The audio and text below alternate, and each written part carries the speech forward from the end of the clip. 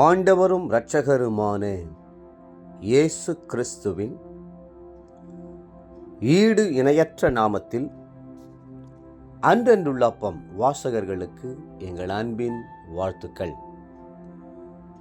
2025 ஆண்டு ஏப்ரல் மாதம் 23ஆம் தேதி புதன்கிழமைக்குரிய தின தியானம். இன்றைய தலைப்பு தீவிரியும். உன்னத பாட்டு 8:14 சொல்கிறது, என் நேசரே தீவிரியும். உன்னத பாட்டு புத்தகத்தின் கடைசி வசனம் என் நேசரே தீவிரியும் என்ற வார்த்தைகளோடு துவங்குகிறது.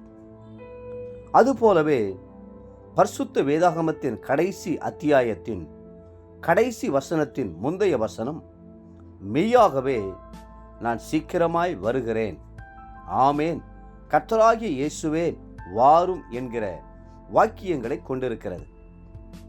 இன்றைக்கு சர்வ சிருஷ்டியும் ஆமேன், கர்த்தராகிய இயேசுவே வாரும் என்று அழைக்கின்றன. மணவாட்டி நேசரே தீவிரியும் என்று அழைக்கிறாள். கடைசி காலத்திற்குள் நாம் வந்துவிட்டோம். அவசரமான செய்திகள் நமக்கு கொடுக்கப்படுகின்றன. ஒரு முறை அரசன் ஒருவன் தன் சபா மண்டபத்திற்கு செல்ல அவசரமாய் ஆயத்தமானான். அப்பொழுது ஒரு சேவகன் மிக வேகமாய் ஓடி வந்து கடிதம் ஒன்றை அரசனது கைகளில் கொடுத்தான். அந்த கடிதத்தின் மேல் முக்கியம், அவசரம் என்று எழுதப்பட்டிருந்தது. ஆனால் ராஜாவோ வேகமாய் சென்று கொண்டிருந்தபடியினால் அதை பிரித்து பார்க்காமல் பிறகு வாசித்துக் கொள்ளலாம் என்று சட்டை பைக்குள் வைத்துக்கொண்டு போய்விட்டார். அந்த கடிதத்தில் என்ன எழுதப்பட்டிருந்தது தெரியுமா?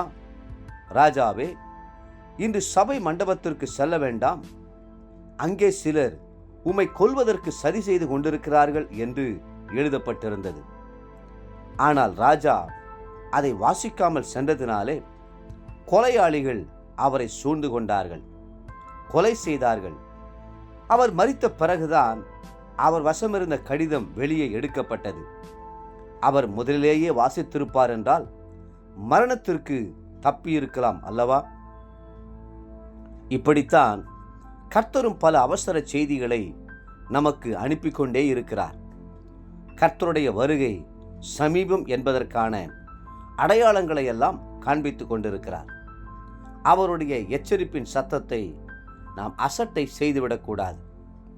இன்று அந்தி கிறிஸ்து வெளிப்பட காத்து கொண்டிருக்கிறான். உலகம் பயங்கரமான அழிவுக்கு நேராய் போய்கொண்டிருக்கிறது. 7 கோபாக்கினை கலசங்கள் பூமியிலே ஊற்றப்படவும் பூமிக்கு நியாய தீர்ப்பு வரவும் உரிய காலமாகிவிட்டது. இனி சம்பவிக்க போகிறவைகளுக்கு நாம் தப்ப வேண்டுமென்றால் கர்த்தருடைய வருகைக்காக ஆயத்தப்படுவதை தவிர வேறு வழியே இல்லை. அவர் வரும் நாளையோ நாளிகையோ நாம் அறியாதிருக்கிறபடியால் நாம் எப்பொழுதுமே ஆயத்தமாயிருக்க வேண்டும். மெய்யாகவே நான் சீக்கிரமாய் வருகிறேன் என்று அவர் சொல்லுகிறார். வெளிப்படுத்துகிற விசேஷம் 22:20. அநேகர் பொறுமை இழந்து மனம் சோர்ந்து போகிறார்கள். சிலர் கர்த்தருடைய வருகையை தாமதித்ததினால் இடறி போனார்கள். அப்போஸ்தலனாகிய பவுல் எழுதுகிறார், வருகிறவர் இன்னும் கொஞ்ச காலத்தில் வருவார், தாமதம் பண்ணார். எபிரெயர் 10:37. அவர் வாசல் அருகே வந்திருப்பதினால் நினையாத நேரத்தில் அவரை காணப்போகிறோம். தேவ பிள்ளைகளே, நாம் மேகத்தில் எடுத்துக்கொள்ளப்படும் நாள் சமீபமாயிருக்கிறது. அந்த நாளுக்காக ஆயத்தப்படுவீர்களா? இன்றைய நினைவிற்கு யாக்கோபு 5:8. நீங்களும் நீடிய பொறுமையோடு இருந்து உங்கள் இருதயங்களை ஸ்திரப்படுத்துங்கள், கர்த்தரின் வருகை சமீபமாயிருக்கிறதே. இன்றைய வேத வாசிப்பு காலை 2 சாமுவேல் 16, 17 மற்றும் 18 அதிகாரங்கள். மாலை லூக்கா 17 அதிகாரம் 20 37 வசனம் முடிய. அன்புக்குரிய அன்றனுள்ள வாசகர்களே, மீண்டும் உங்களை வாழ்த்துகிறோம். கர்த்தருடைய வருகை சமீபமாய் இருக்கிறது.